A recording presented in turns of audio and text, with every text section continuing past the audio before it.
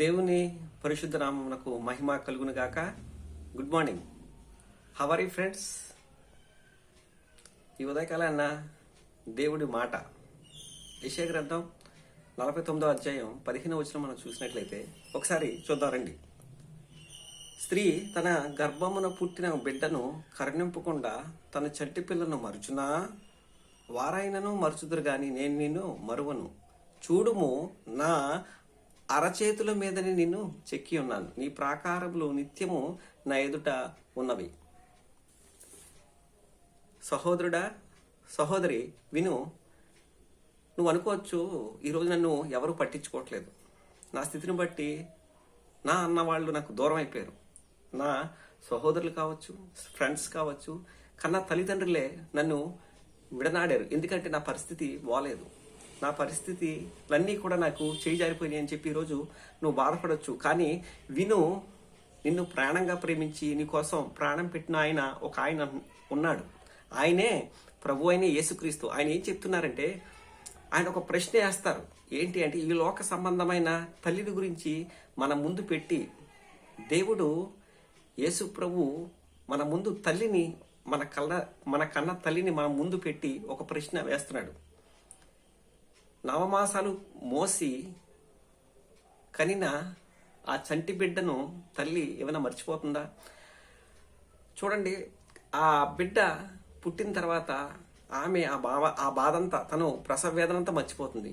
అలాగే బిడ్డ ఏడుస్తున్న సమయంలో తల్లి ఆ బిడ్డను హక్కును చేర్చుకొని తన స్పర్శను, తనకు పాలనిస్తున్న సమయంలో బిడ్డ ఏడుపు మానేసి చక్కగా ఆహ్లాదకరంగా తల్లి ఒడిలో పడుకుంటాడు. ఇటువంటి సందర్భాన్ని తీసుకొచ్చి ప్రభు అయిన యెహోవా మనకు చూపిస్తూ ఒక మాట అంటున్నాడు. ఈ లోక సంబంధమైన తల్లి, నీ కన్న తల్లి ఒకవేళ నిన్ను మర్చిపోవచ్చు. నాన్న, వింటున్నావా?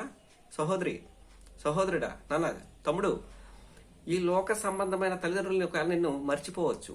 ఆప్తులు విడనాడొచ్చు, అందరూ కూడా నిన్ను వెలివేసినట్టుగా చూడొచ్చు, ఆధారం లేకుండా చేసేయచ్చు. కానీ దేవుడు చెప్తున్న మాట విను. ఈరోజు నీకు చెప్తుంది దేవుడే, నీతో మాట్లాడుతున్నాడు. వారైనా మర్చిపోతారు కానీ నేను నిన్ను మరవను.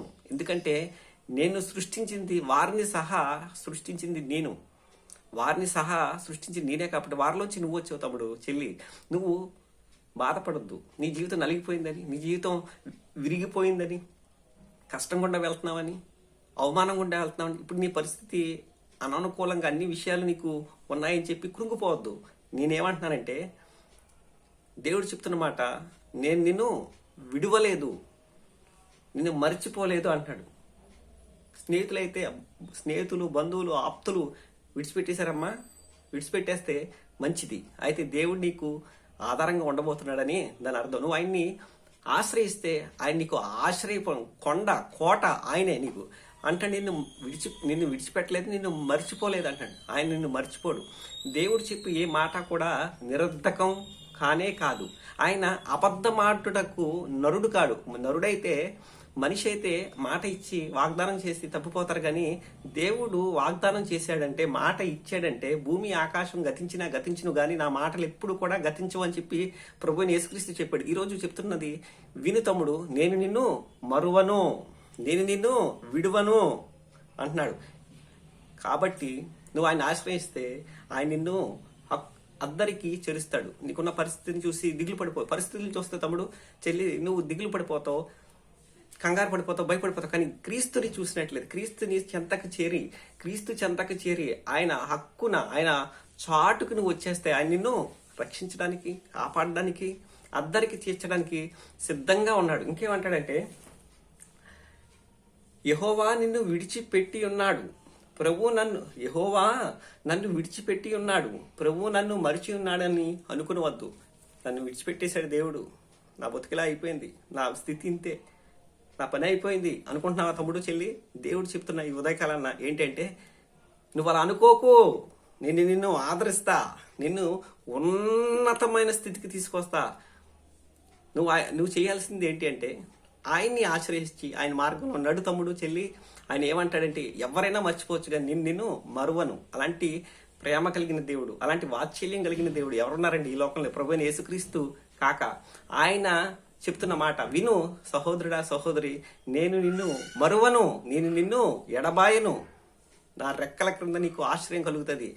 ఆకాశము భూమును గతించిపోద్దు కానీ మనుషులందరూ నేను విడిచిపెట్టేస్తారు కానీ నేను విడువనని చెప్పి ఈరోజు ఉదయకాలన్న దేవుడు నీకు చెప్తున్నాడు. ఆయన సేవకుని ద్వారా విను తమ్ముడు చెల్లి, ఆయన ఎంత విశ్వాసం ఉంచు, ఆయన మార్గంలో నడు. దేవుడు నువ్వేదైతే కాదు నీ మనసు చెప్పినట్టుగా వెనకవు, దేవుని వాక్యాన్ని ప్రకారంగా జీవించి దేవుని వాక్యాన్ని నమ్ము. తద్వారా నువ్వు ఆశీర్వదించబడతావు, అనేక మందికి దీవెనకరంగా మారిపోతావు. ఓకేనా? God bless you. ఈ ఉదయకాలన్న మీ ఆనంద్ కుమార్, దేవుని పరిచర్యలో. God bless each and everyone. Thank you.